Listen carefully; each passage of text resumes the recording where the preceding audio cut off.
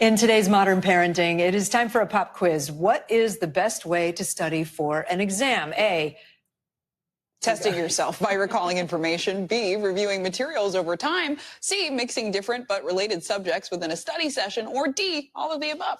the answer? D, all of the above. Joining us now is Ana Homayoun. She's a academic advisor and author. Ana, good to see you again.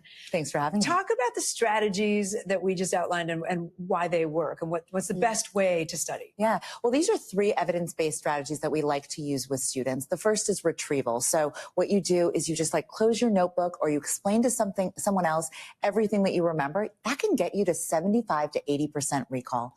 The second is just spacing out your study time. So not trying to cram the night before, but moving it to 2 to 3 nights, even less time. It can improve your retention by 4 times longer.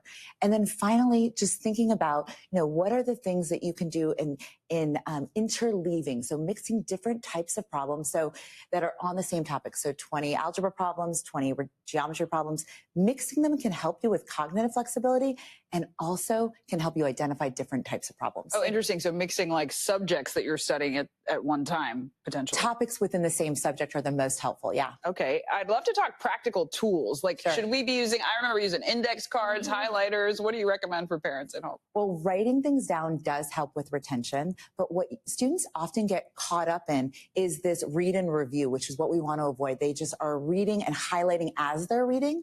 So actually what you want to do is read something and then go over and then figure out what the most important strategy is or the most important information within that page or that paragraph.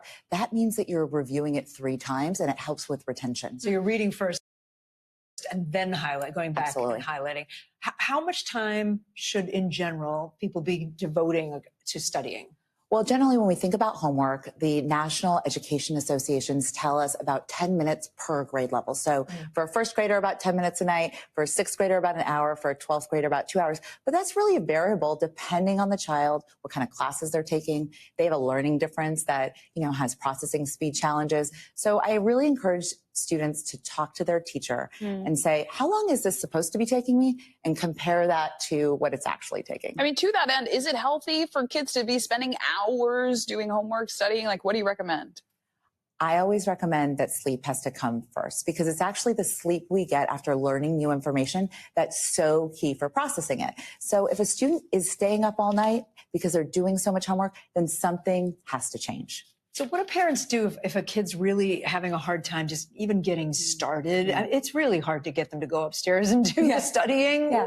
And when do you look for a tutor or somebody else to help? Well, first, we really want to understand that procrastination is often mislabeled, and often it's really just task avoidance. We're avoiding something that might feel challenging. So the more we can make it easier to just get started, the more we can make a difference. So beginning initiation rituals or making even that first step really small. Like if you're working out, putting on your sneakers, opening the document is a step. And then body doubling, sitting next to them.